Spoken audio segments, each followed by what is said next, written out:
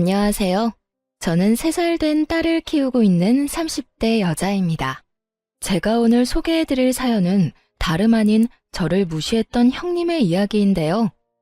웬만하면 싫은 소리 하는 걸 싫어하는 제가 어떤 형님을 만나게 되어 어떤 말까지 하게 되었는지 한번 들어보실래요? 이야기 지금부터 시작해 보겠습니다. 저와 남편은 보육원 봉사를 다니며 만난 사이였어요. 저는 그 보육원 출신으로 고아였어요. 보육원을 나오며 느낀 점이 많았고 돈을 벌기 시작하자 제가 살던 보육원에 자주 오가며 제 동생 같은 아이들과 시간을 보내던 중이었죠. 남편은 그 보육원에 자주 오는 봉사단체의 일원이었는데 저와는 달리 공부도 많이 하고 직장도 좋은 곳에 다니고 있었죠.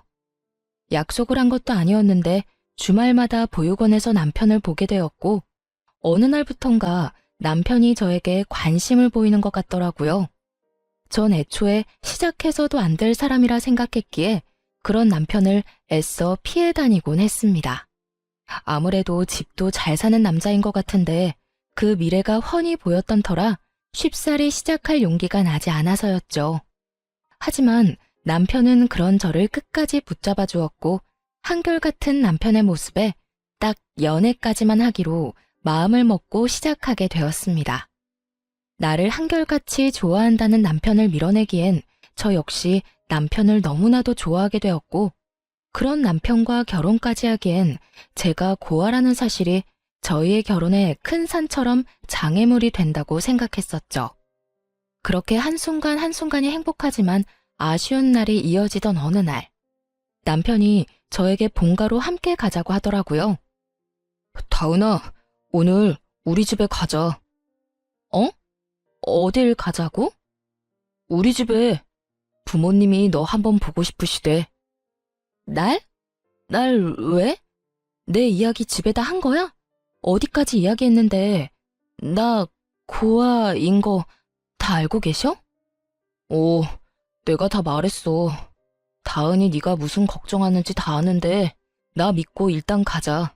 네가 걱정하는 그런 일 없을 거야.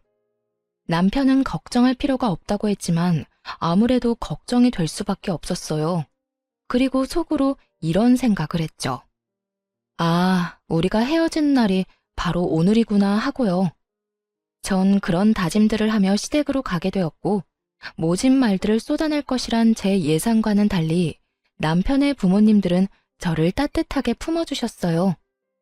다은 양, 왜 그렇게 긴장하고 있어요? 긴장 좀 풀어요.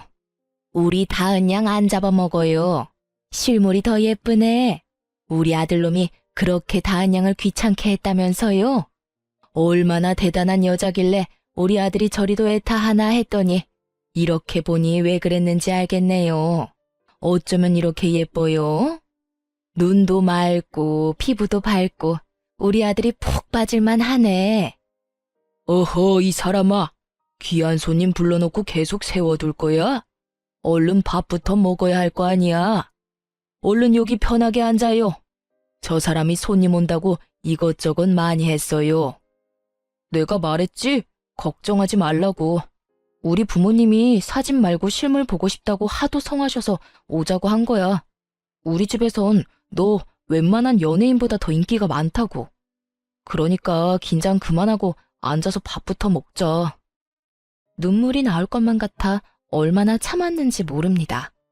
살면서 이런 호의를 받아본 적이 있나 싶을 정도였어요. 그 후로도 전 시댁에 자주 오가며 지냈고 그렇게 2년을 연애하다 결혼까지 하게 되었습니다. 결혼을 하고 난 후에도 전 시댁의 사랑을 한몸에 받으며 생활하고 있었고 제가 임신을 할 무렵 비혼주의였던 시숙이 결혼까지 하게 되며 집안에 겹경사가 났다며 다들 기뻐해 주셨었죠.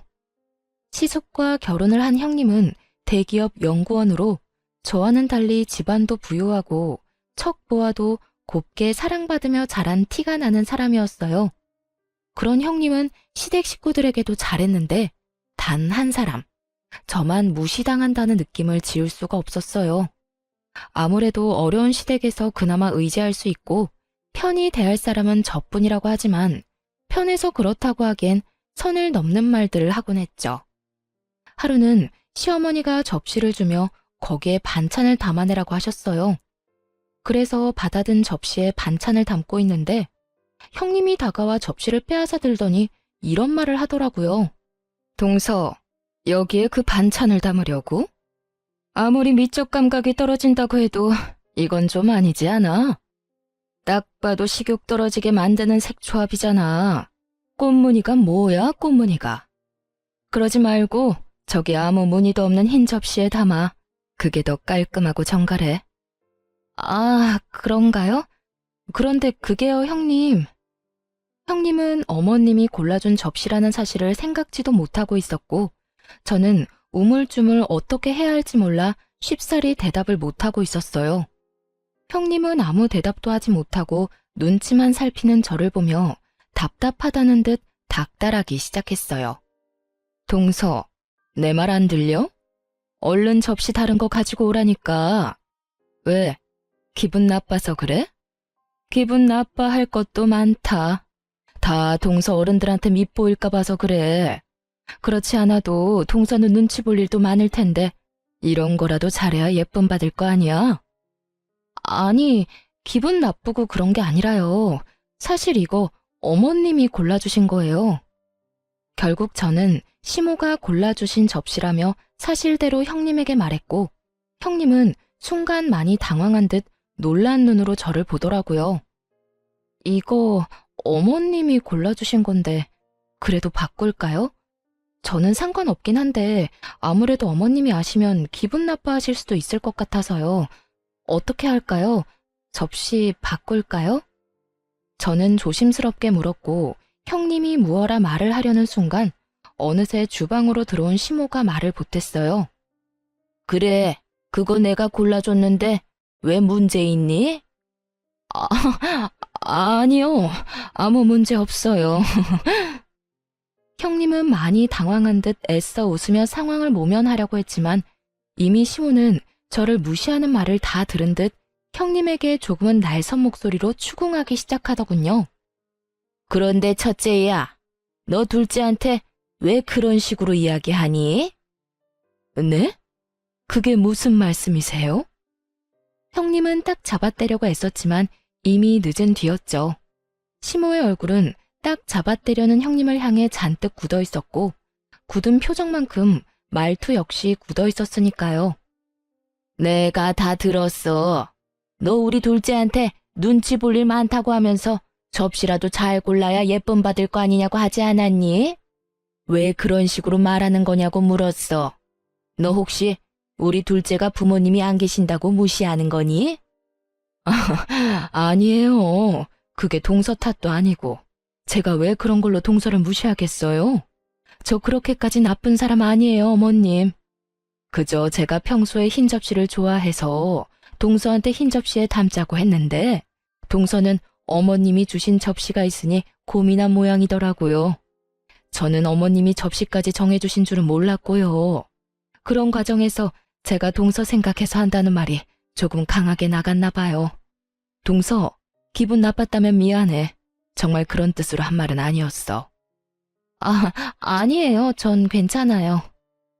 형님은 시모가 나서자 빠르게 사과를 해왔고 저는 180도 달라진 형님의 모습에 떨떠름한 기분이 있긴 했지만 그냥 좋게 상황을 넘기기로 했어요. 시모가 제 편을 들어주어 기분이 풀리기도 했을 뿐더러 지금 제 기분보단 형님의 기분이 더 상해 보였으니까요. 그렇게 형님이 날 무시하고 있다는 사실이 조금 더 명확하게 느껴졌고 그런 느낌이 들자 저도 모르게 형님과의 만남을 피하게 됐습니다. 홀몸도 아니었고 괜한 스트레스를 받고 싶지 않았으니까요. 그러던 어느 날 형님이 모처럼 쉬는 날이라며 잠시 보자는 연락을 해오더군요. 이유는 아기 용품을 좀 사주고 싶다는 것이었는데 마침 저도 아기 물건을 사야 하기에 겸사겸사 형님을 만나게 되었어요. 형님은 저를 보자마자 옷이 그게 뭐냐부터 시작해 가방은 그런 것밖에 없냐는 등 거칠애에 대해 시비를 걸기 시작하더라고요. 동서, 옷장에 그런 옷밖에 없어? 옷이 너무 싼티 나는 것 같은데 가방은 또 그게 뭐야? 동서, 이제 나이가 있는데 그런 가방 들고 다니기 창피하지 않아? 네? 그렇잖아. 동서가 평소에 어떻게 하고 다니든 나야 안 보면 그만이지만 최소한 나랑 만날 때는 좀 신경 쓰고 나오지 그랬어. 나랑 너무 차이 나잖아. 내가 동서한테 맞출 수는 없는 노릇이니 다음부턴 동서가 조금만 노력해서 차려입고 와줬으면 좋겠어. 남들이 보면 뭐라고 하겠어? 전 그저 평범한 노란색 원피스에 남편이 사준 가방을 들고 나갔을 뿐인데 그런 식으로 말하니 기분이 나빠오더라고요. 만나자마자 바로 집으로 갈 수도 없는 노릇이고 그렇다고 참고 있기엔 이건 아니다 싶어 시비를 끊어주기로 했죠. 이 인부복이랑 가방이랑 다 남편이 사줬는데 그렇게 별로예요? 남편이 예쁘다고 노래를 부르면서 사준 것들이거든요. 아, 형님이 그렇게 말하니 이상한 것 같기도 하고. 집에 가서 한 소리 해야 하겠네요. 형님이 이거 전부 이상하다고 하던데 도대체 이런 걸 왜 사줬냐고요. 아, 서방님이 사줬어? 난 몰랐네. 그런데 동서, 서방님한테 뭘 그런 이야기까지 하고 그래? 그런 이야기는 하지 마. 괜히 서방님 오해하겠다. 나는 그냥 동서 옷 한 벌 사주고 싶어서 일부러 트집 잡은 것뿐이야. 내가 그냥 사준다고 하면 동서가 안 받는다고 할까 봐서 말이야. 아, 그랬어요? 난 진짜 이상한 줄 알았어요.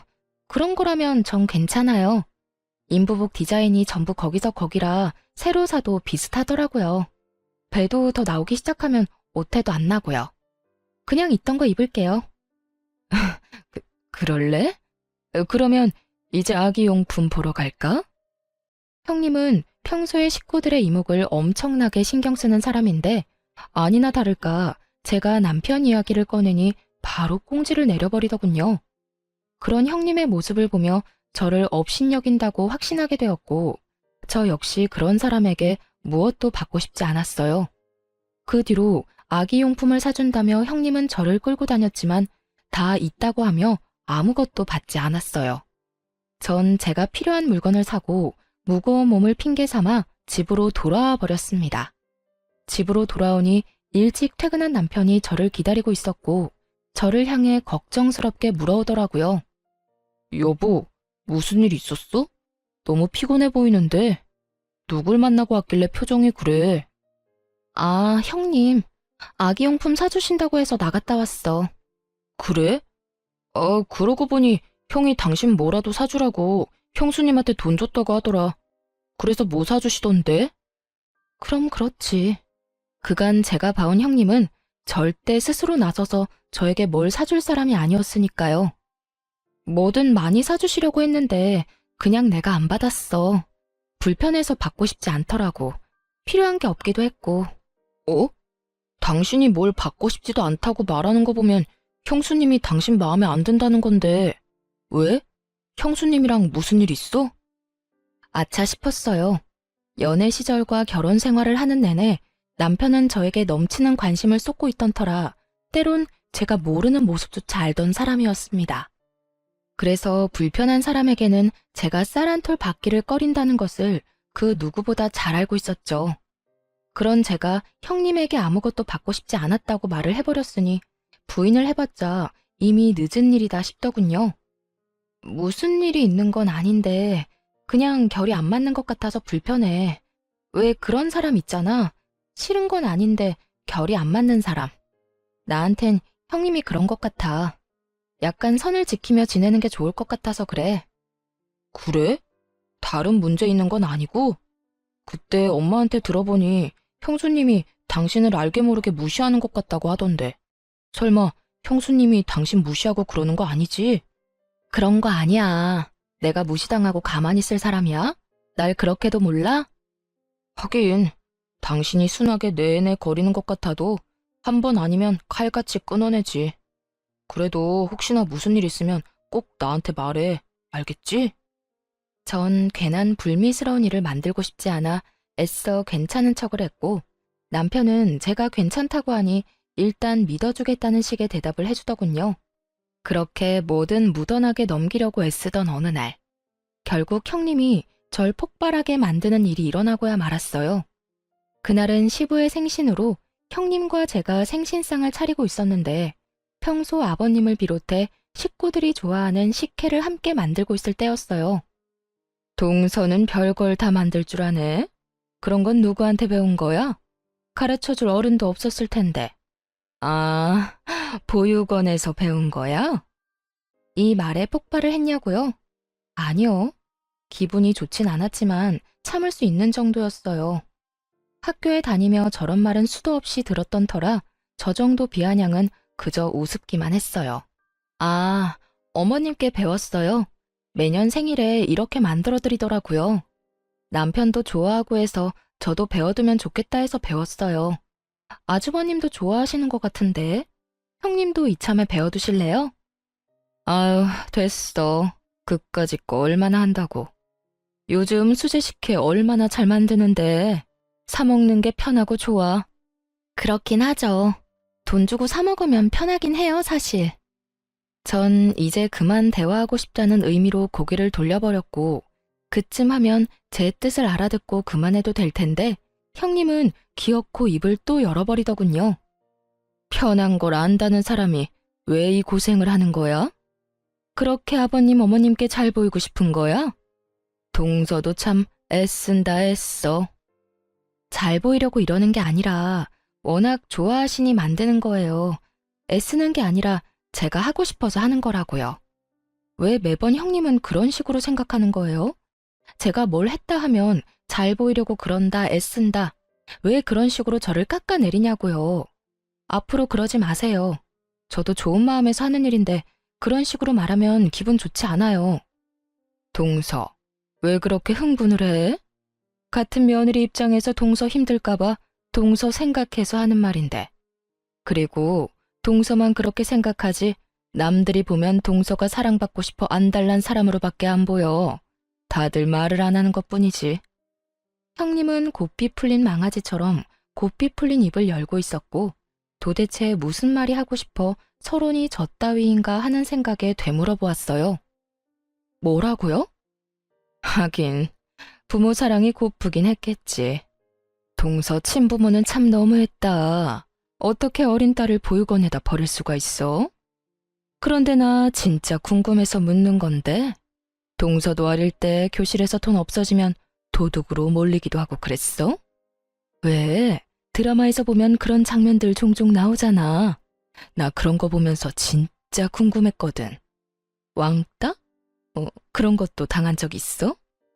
형님은 선을 넘어도 한참을 넘고 있었고 그 순간 제 인내가 바닥을 찍는 느낌이 들더군요. 그저 드라마에서 나온 장면이었다면 저도 그렇게까지 화가 나지 않았을 겁니다. 하지만 드라마는 현실을 반영하는 것이 많듯 저 역시 그런 경험이 있었어요. 교실에서 돈이나 물건이 없어지면 다 믿는다고 하면서도 알게 모르게 저를 의심하던 눈빛들, 그리고 저를 따돌리려는 아이들이 말이죠. 그런 일이 있었든 없었든 형님의 말은 상처가 되기에 부족함이 없을 텐데 하물며 경험이 있는 저에게 저딴 말을 했으니 저는 폭발하고야 만 것이죠.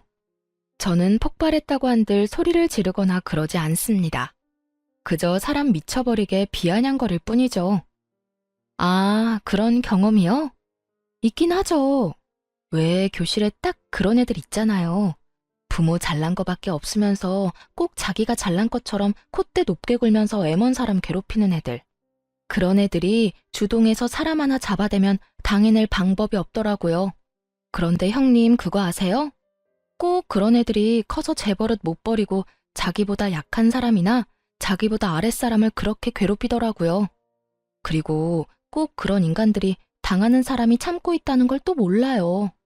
참아줄 때 적당히 하면 참 좋을 텐데 꼭 그 선을 넘어서 피를 보더라고요. 참 멍청하지 않아요? 그 좋은 집안에서 그 좋은 뒷바라지를 받으면서 마음 좀 좋게 쓰고 살지. 왜 그렇게 못되먹게들 사는지 이해가 안 돼요. 그렇지 않나요, 형님? 형님은 대기업 연구원답게 자신을 향한 제 비아냥을 단번에 알아들었고 순식간에 표정을 굳히며 제게 물어오더라고요. 동서, 지금 말에 가시가 있는 것 같다. 형님, 제 말이 생선이라도 되나요? 가시가 있게. 농담인데 안 웃으시네.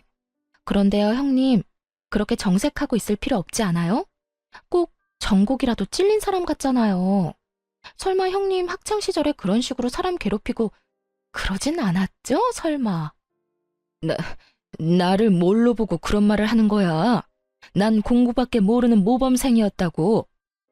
형님, 그런데 그거 아세요? 공부 잘하는 모범생들이 나쁜 짓 하려고 마음먹으면 더 재수없고 얄밉게 자라더라고요. 그냥 그렇다고요. 형님은 제 말에 전곡이라도 찔린 사람처럼 얼굴을 붉히며 아랫입술을 꽉 깨물고 있었고, 전 그런 형님을 향해 최대한 얄밉게 웃어 보였어요. 제 웃음을 본 형님이 저에게 무슨 말을 하려는 찰나 시모가 주방으로 들어왔고, 저희의 본격적인 첫 다툼은 일단락되었죠. 그날 이후 형님은 더는 제가 참아야 할 대상에서 삭제되어 버렸고, 전 그 어떤 형님의 행동도 받아주지 않기 시작했습니다. 그 후 형님은 본인이 제대로 저에게 한 방 먹었다는 사실이 분한지 시비를 못 걸어 안달인 상태였고, 전 그런 형님의 시비를 비아냥거림으로 받아주며 그 입을 막아버렸어요. 그렇게 크고 작은 부딪힘이 계속되던 어느 날이었죠. 그날은 시어머니가 우리 집에 반찬을 좀 가져다 주신다며 온다고 한 날이었는데, 형님이 이 사실을 알고 반차까지 쓰고선 함께 왔더라고요. 저희 집에 처음 온 형님은 이리저리 집을 둘러보며 코웃음으로 제 심기를 거스르고 있었고, 시모 역시 이런 저와 형님의 사이가 심상치 않음을 눈치챘는지 형님을 주시하며 살피고 있는 것이 보였어요. 하지만 이런 시모의 눈빛을 알지 못한 형님이 제가 반찬을 냉장고에 챙겨넣자 흘러가는 말로 저에게 이런 말을 내뱉는 것 아니겠어요? 동서는 참 부모복이 많다고 해야 할지 없다고 해야 할지 모르겠어. 친부모는 동서를 버렸는데 시어른이 이렇게 동서를 챙기니까 말이야. 그리고 이 모습을 시모도 제대로 보고 말았죠. 모든 말을 정확하게 듣진 못했으나 부모복, 친부모라는 단어를 들어버렸고, 그 자리에서 얼굴까지 붉히며 형님을 닥달하기 시작했어요. 너 지금 그게 무슨 말이야? 부모복? 친부모? 너 이때껏 다은이한테 그딴 말을 짓거리며 지냈던 거야? 어디 배울 만큼 배웠고 가질 만큼 가진 사람이 그딴 말을 아무렇지도 않게 짓거려? 하물며 내가 이렇게 눈 뜨고 보고 있는데. 너도 그렇지만 다은이 역시 나한테 딸 같은 며느리인 건 너 몰라? 어디 부모 보는 앞에서 그딴 말을 해? 아무 잘못도 없는 제가 봐도 무서울 만큼 시몬은 화를 내고 있었고, 형님은 금방이라도 울 것 같은 얼굴로 변명을 쏟아내고 있더라고요. 어머님, 전 그런 뜻이 아니었어요. 그냥 어머님이 부모처럼 잘 대해주신다, 친부모님 같이 동서를 아끼신다는 의미에서 한 말이었어요. 너 끝까지 이럴 거야? 네 표정, 네 말투가 그런 뜻이 아니었는데 어디서 끝까지 속여 먹으려고 그래? 내가 너 지난번부터 다은이한테 함부로 하는 것 같아도 네가 맏며느리이니 다은이한테 알려줄 것이 있나 보다 하고 참았다. 그래도 네가 다은이보다 많이 배웠고 다은이보다 나이가 많으니 뭐라도 하나 좋은 영향을 주겠지 하고 그냥 지켜봤는데 그 믿음의 결과가 이거야? 내가 웬만하면 이런 말까지 하고 싶지도 않은데 사돈이 너 이렇게 가르쳤니? 도대체 가정교육을 어떻게 받았길래 사람이 이따위로 최악이야? 시모는 형님이 어줍지 않은 변명으로 상황을 모면하려는 행동에 더 큰 화가 나버리셨고, 형님은 궁지로 더 내몰리고 있었어요. 어머님, 전 정말 그런 말이 아니었어요. 정말 동서가 너무 불쌍하기도 하고 부럽기도 하고 그래서 그랬던 거예요. 나쁜 뜻은 전혀 없었어요. 네가 왜 다은이를 불쌍하게 여겨? 너한테 그럴 자격이나 있다고 생각해? 다은이가 뭐가 부족해서 너한테 그런 말을 들어야 한단 말이냐고. 너 계속 말 같지도 않은 말 해댈 거야? 그럴수록 네 밑바닥만 드러난다는 생각은 못하니? 어머님, 그게 아니라 저는 억울해서 그래요. 정말 그런 뜻이 아닌데 저만 이렇게 혼내시니까 저도 속상해서 그렇다고요. 기어코 네가 집에서 쫓겨나야 정신을 차릴 거야? 내가 정녕 네 남편한테 오늘 네가 한 짓을 다 알려야 되겠냐고. 어떻게 된 인간이 이런 순간에도 네 감정, 네 상황만 우선시할 수가 있어? 네가 잘못한 건 생각지도 않는 거야? 시모의 입에선 결국 시숙의 말까지 나오게 되었고 그제야 형님은 손이 발이 되게 빌기 시작하더라고요. 어머님, 제가 잘못했어요. 제발 남편한테는 아무 말도 하지 말아주세요. 저 진짜 쫓겨나요. 다 실수였고 다신 이런 일 없도록 할 테니 한 번만 눈 감고 넘어가 주세요. 희인이 너, 내가 지켜볼 거야. 앞으로 내가 보던 말던 이런 짓거리 했다는 말 들리면 다신 우리 집에 발걸음도 못할 줄 알아. 내 며느리 취급 안 해주겠단 말이야. 네, 어머님, 제가 생각이 짧았어요. 죄송해요. 누구한테 사과를 하는 거야? 네가 사과할 사람이 나라고 생각하는 거야? 아, 동서, 미안해. 내가 생각이 짧았어. 앞으로 내가 조심할게. 결국 형님은 저에게 사과를 하게 되었고 사건은 일단락 되게 되었습니다. 그렇게 형님은 저에 대한 시비는 잠시 멈추게 되었고 그러는 사이 전 출산을 하게 되었어요. 저는 예쁜 딸을 낳게 되었고 시댁에서도 딸이 없는 집에 귀한 손녀가 태어났다며 기뻐해 주셨어요. 그렇게 행복한 나날들의 연속이었던 저희 집에 먹구름이 드리웠습니다. 갑작스럽게 시부가 교통사고를 당하며 의식이 없는 채로 병원 신세를 지게 된 것이었죠. 그것만 해도 세상이 무너질 것만 같았는데 문제는 또 다른 곳에서 연속해서 일어나기 시작했어요. 시아버지는 사업을 하시던 분이었는데 운영하고 있던 회사에도 적신호가 켜진 것이었어요. 당시 돈도 많이 투자하고 오랫동안 공을 많이 들인 사업이 진행 중이었는데 대표가 의식이 없으니 사업이 중단되어 버리고 이대로 둔다면 사업체 자체가 부도가 될 위기까지 갈 상황이었던 것이었죠. 이런 상황이 되자 처음엔 시부 병원에서 살다시피 하던 형님은 이런저런 핑계를 대며 병원에 오지도 않았고 시숙과의 다툼도 잦아지고 있다는 이야기도 들려오더군요. 어떻게 인간이 저렇게까지 변할 수 있나 하는 생각도 들긴 했지만 그땐 그딴 형님을 신경 쓸 시간의 여유가 없는 상태였습니다. 아기는 너무나도 어렸고 시부는 병원에 계시고 시모는 심적으로 많이 허약해지셔서 언제 쓰러져도 이상하지 않은 그런 상태였죠. 전 갓난아기를 업고 백방으로 다니며 회사 문제를 해결하려 애쓰고 있었고 남편 역시 다니던 회사를 그만두고 시부 회사로 출퇴근을 하며 어떻게 해서든 문제를 해결하려고 노력하고 있었어요. 시숙은 원래 시부 회사를 물려받기 위해 일을 하고 있던 터라 거래처들을 돌며 불안해하고 있는 거래처들을 안심시키고 있던 중이었어요. 모두들 피나는 노력을 하고 있는 동안 시모는 점점 더 기운을 잃어갔고 저는 하는 수 없이 결국 형님에게 연락을 하게 되었습니다. 정말 내키진 않지만 형님의 도움이라도 절실한 상황이었으니까요. 형님, 요즘 많이 바쁘세요? 동서가 웬일이야? 나한테 생전 연락 한 통 없더니. 나 요즘? 그냥 그저 그래. 그런데 왜? 다름이 아니라 어머님이 요즘 통 기운도 없고 몸도 많이 안 좋아지셔서요. 아무래도 심적으로 힘들어서 몸도 처지는 것 같으신데 형님이 어머님 댁 가서 좀 챙겨주시면 안 될까요? 내가 왜 그래야 하는데? 나 노는 사람 아니야. 나도 일해야 하고 이리저리 바쁜 사람이라고. 조금 전엔 그저 그렇다고 했잖아요. 순식간에 말이 바뀌네요. 동서도 알고 있잖아. 나 원래 이런 사람인 거. 그리고 말이 나왔으니까 하는 말인데 동서, 나한테 이런 전화 하지 마. 나 곧 이혼할 거야. 네? 이혼이요? 그래, 이혼. 내가 그 집안에서 그 수모를 겪으면서 왜 붙어 있었는데 내 급에 맞는 남자라고 생각했으니까 어떻게 해서든 참고 산 거라고. 그렇게 참고 살다 보면 장남인 남편한테 그 회사가 갈 테니까. 그런데 지금 꼴이 어때? 아버님은 돌아가시기 직전이고 회사는 부도 직전에 어머님은 곧 몸져 눕기 직전이고 온갖 나쁜 일 앞두고 있는 게 뻔히 보이는데 내가 그딴 집이랑 계속 연을 이어가고 싶겠어? 형님은 이런 상황에선 이혼이 당연하다는 듯 저에게 혼수를 두며 사람 입으로 오물을 뱉어내고 있었고 점점 듣고 있던 귀가 썩어갈 지경이었어요.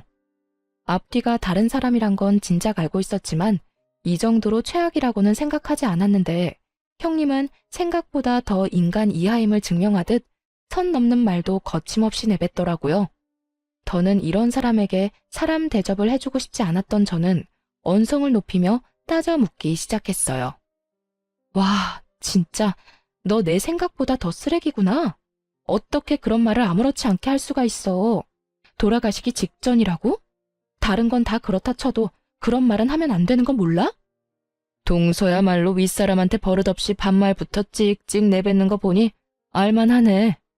그리고 내가 틀린 말 했어? 맞잖아. 이때까지 의식 없는 거 보면 그 결말이야 뻔한 거 아니야? 하여튼 날 쓰레기라 하든 말든 상관없고 그 사람 출장에서 돌아오자마자 이혼하자고 할 거니까 그런 줄 알고 나한테 전화하지 마. 전화하라고 해도 안 할 거니까 걱정하지 말고 앞으로 네 신세나 걱정해. 내가 지금 이 순간을 땅을 치고 후회하게 만들어줄 테니까. 동서가? 아니, 이제 이혼할 건데 동서라고 할 필요도 없겠네. 사실 너같이 하자 있는 인간이랑 가족으로 엮이는 것 자체가 나 같은 사람한텐 불쾌하거든. 아는지 모르겠지만 말이야. 하여튼 네가 날 후회하게 만들 수 있다고 생각한다는 것 자체가 어이없긴 하지만 두고는 봐줄게. 과연 고아의 고졸인 네가 어떻게 날 후회하게 만들지 말이야. 그래, 잘 지켜봐. 고아의 고졸인 내가 좋은 부모 만나서 공짜로 대학 졸업장 받은 너한테 어떤 방법으로 이겨먹는지 말이야. 각오해도 좋을 거야. 어머나, 무서워서 눈물이 다 나려고 하네. 동서도 그러고 보면 참 불쌍해. 나는 이혼하고 돌아갈 가족이라도 있으니 이런 상황에 도망이라도 가지. 동서는 겨우 만든 가정 깰 수도 없으니 그러고 죽을 힘을 다해 애쓰는 거 아니겠소? 깰 수 없어서 애쓰는 게 아니라 깨고 싶지 않아서 애쓰는 거야. 난 너 같은 인간이 아니니까 말이야. 그래, 그렇게 생각하고 잘 살아봐. 네가 거지된 그 시대 것들 끌어안고 빌빌거리며 살 동안 나는 부자 남자 만나서 재혼할 테니까. 그러면 끊어. 다신 전화하지 말고. 전화를 끊고 나서도 한동안은 치가 떨려왔어요. 어떻게 이런 인간이 있나 싶어요. 제가 고아로 살아온 그 세월 동안 정말 별의별 인간을 다 봤지만 이렇게 추악한 인간은 처음이었고 저를 그만큼 화나게 만든 인간도 처음이었어요. 오죽했으면 고등학생 때 제 알바비를 떼먹은 사장놈이 착하게 느껴졌을 정도였으니까요. 하여튼 전 형님의 추악한 짓거리에 힘입어 회사 문제를 더욱 빠르게 해결해 나갔어요. 저 혼자만 노력한 건 아니었죠. 회사에서 20년, 30년 일해주신 여러 직원분들을 비롯해 입사한 지 반년도 채 되지 않는 신입사원분들까지 모두 한마음 한뜻으로 밤낮 없이 회사를 위해 노력했고 결국 저인 시부의 부재를 완벽히 메우게 되었습니다. 네, 회사에 사활이 걸린 일을 성공시킨 것이었어요. 그렇게 회사가 다시 일어서는 동안 형님의 이혼은 진행되고 있었고 마지막 법원 출석만 앞둔 날이었죠. 그날은 특별한 날이었기에 저와 남편 그리고 주인공인 시숙까지 모두 함께 법원에 가게 되었어요. 이혼이 선고되고 법원을 나서는데 형님이 또 비아냥거리기 시작했어요. 기다리고 기다리던 순간이었죠. 이제 정말 끝이네. 그동안 나 정말 수고하지 않았어? 급도 안 맞는 동서하고 가족으로 엮이느라 수고했고 그런 동서 편만 드는 당신 가족들 비위 맞추느라 수고했고 어쨌든 이제 이혼까지 했으니 다신 마주치지도 말자. 혹시나 쫄딱 망했다고 구질구질하게 찾아오거나 연락하지 말란 말이야. 그러면 가난하게 잘 살아. 형님은 한결같이 인간답지 않은 면모를 뽐내고 있었고 그런 형님을 저와 남편 그리고 시숙은 마음껏 비웃어 주었어요. 저희가 배를 잡고 웃어버리자 불안한 눈빛으로 이유를 묻더군요. 그런 형님에게 시숙은 모든 사실을 알려주었죠. 가난? 어떻게 하지? 당신이 그렇게 간절하게 바라니 가난하게 살아주고는 싶은데 그렇게는 안 될 것 같은데? 뭐? 그게 무슨 말이야? 우리 회사 다시 일어났거든. 거래 성사했고 그 덕에 우리 회사 창립 이래 최고 매출 달성 중이야. 이게 다 당신 덕분이야. 당신 덕분에 우리 모두 없던 힘까지 짜내서 일 열심히 했거든. 거기에다 이렇게 이혼까지 해주다니 정말 고맙다, 당신. 뭐? 그게 사실이야? 거짓말이지? 괜히 내 앞에서 불쌍한 모습 보이기 싫어서 일부러 그러는 거지? 그럴 리가 없잖아. 내가 다 알아봤는데. 당신의 회사 가망 없다고 분명히 다 들었는데. 그랬었지. 그대로 뒀다간 가망이 없었겠지. 그런데 어떻게 하지? 거래는 성사했고 결국 우리는 해냈는데 말이야. 거짓말. 다 거짓말이잖아. 형님은 끝까지 그럴 리 없다며 현실을 외면하고 있었고, 그런 형님에게 시숙은 계약 성사 계약서를 내밀며 이렇게 말했어요. 이래도 못 믿겠으면 어쩔 수 없지. 어쨌든 당신이 한 말처럼 다신 만나지도 말자. 구질구질하게 연락하거나 찾아가지도 않을 테니 당신도 그렇게 해주고. 어떻게, 내가 왜 이혼까지 했는데? 쫄딱 망할 줄 알고 한 이혼인데 이러면 안 되는 거잖아. 당신이 진작 나한테 말했어야지. 그랬으면 내가 이혼까진 안 했을 거 아니야. 당신 나한테 거짓말했어? 나랑 이혼하고 싶어서 사업 쫄딱 망했다고 거짓말한 거냐고. 도대체 어떻게 된 일이야? 망해야 할 집이 왜 다시 일어선 거냐고. 형님은 혼자서 막장 소설을 쓰고 있었고, 시숙은 저를 가리키며 이렇게 말했어요. 당신은 잘 몰랐나 본데 우리 재수씨가 능력이 출중한 사람이야. 임신해서 잠시 쉬고 있었다 뿐이지 우리가 진행하던 그 사업이 원래는 재수씨가 아이디어 내고 재수씨가 추진하던 사업이었다고. 원래 주인이 돌아왔는데 그 사업이 어떻게 실패하겠어? 당신한텐 어쨌든 고마워.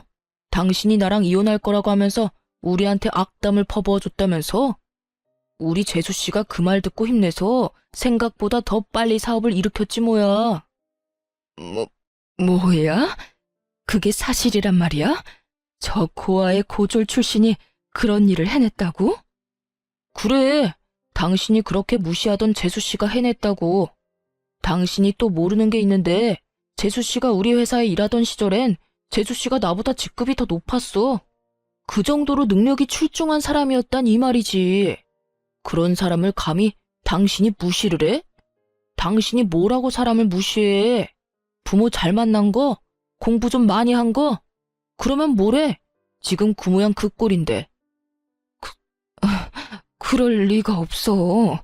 그럴 리가 없다고. 네, 맞아요. 저는 이미 결혼 전부터 시부의 회사에서 일을 하며 회사 내부의 일을 돕고 있었어요. 생각보다 경영이나 사업 추진에 소질이 있던 저를 시부께서 전적으로 믿고 밀어주셨기 때문에 가능한 일이었죠. 당시 제 직급은 친아들인 시숙보다 높을 정도로 시부는 저를 믿어주셨고, 그랬기에 저도 몰랐던 제 능력을 발견할 수 있었던 거죠. 그렇게 회사에 큰 도움이 되는 사업을 구상하던 중 갑작스레 임신을 하게 되었고, 가족이 무엇보다 중요했던 저는 태어날 아기를 위해 사업에서 한 발 물러서 쉬고 있었던 것이었죠. 이러한 사실을 전혀 몰랐던 형님은 저를 무시했던 것뿐 아니라 회사에 닥친 위기를 아무도 해결하지 못할 것이라 믿어 의심치 않았던 것이었어요.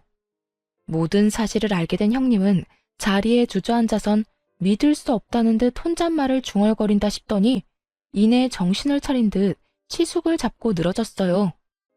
여보, 내가 진짜 미쳤었나 봐. 내가 잠시 정신이 나갔었어. 우리 이혼 없던 일로 하자. 응? 제발, 내가 이렇게 빌게. 방금 내 말 못 들었어? 이혼해줘서 고맙다는 말. 그렇게 고마운 이혼인데 내가 왜 그걸 없던 일로 만들겠어? 난 절대 그럴 생각 없어. 여보, 그러지 말고. 우리 좋았잖아. 우리 사랑했었잖아. 당신이 나한테 한 번만 더 기회 주면 내가 정말 잘하면서 살게. 아버님 병간호도 내가 도맡아서 할 거고 어머님께도 더 잘하면서 살게. 기회? 그 기회는 당신이 잡고 싶을 때면 다 잡을 수 있다고 생각하는 거야? 안타깝지만 이제 당신한텐 기회라고는 없어. 그러니까 구질구질하게 굴지 말고 잘 살아. 얼마나 잘 살 수 있을지는 모르겠지만. 시숙은 단호하게 형님의 손길을 뿌리쳐버렸고 도저히 안 되겠다 싶었던 형님은 갑자기 저를 붙들고 늘어지기 시작했어요. 동서가 말 좀 잘해주면 안 돼? 우리 가족들 동서 말이라면 껌뻑 죽잖아. 이번에 동서가 회사도 일으켜 세웠으니 동서가 나 좀 받아주자고 한마디 해주면 다들 없던 일로 치고 나 받아줄 거야. 그러니까 동서가 말 좀 잘해줘. 우리 가족이잖아. 이제 와서 가족이라니 정말 웃기지 않나요? 언제는 저에게 가족으로 엮는 것 자체가 불쾌하던 사람이 저에게 가족을 운운하며 매달리고 있었어요.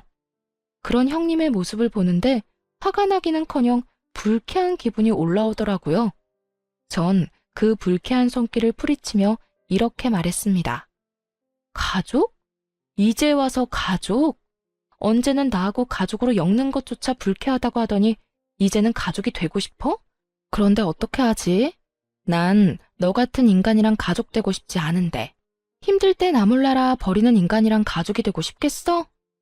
동서, 그땐 내가 제정신이 아니었어.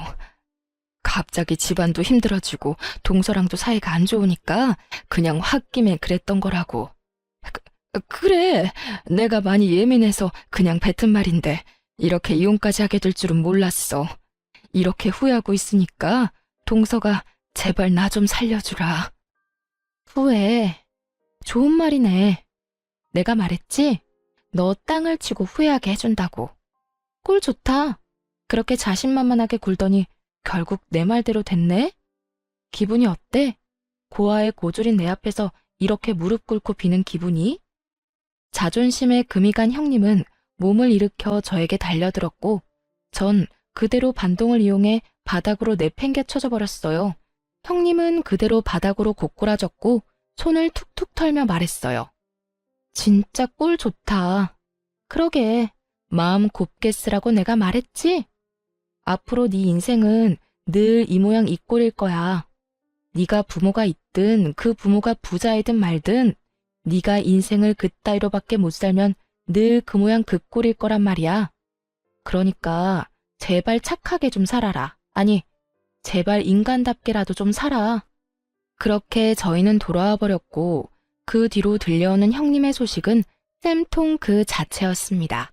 처음 형님이 이혼을 본가에 알릴 당시 본가에선 이혼을 반대했다고 해요. 하지만 형님은 다 망해가는 집안에서 가난하게 살고 싶지 않다며 막무가내로 우겨대는 바람에 이혼을 허락하게 되었는데 망해야 할 집이 더 크게 성공해버렸으니 크게 화가 난 것이었죠. 그 덕에 그렇게 자랑하던 본가에선 멍청한 이혼녀라고 불리며 무시를 당하고 있다고 하더군요. 그리고 그렇게 자랑하던 대기업 연구원 직업도 마찬가지였습니다. 제 버릇 남 못 준다고들 하죠.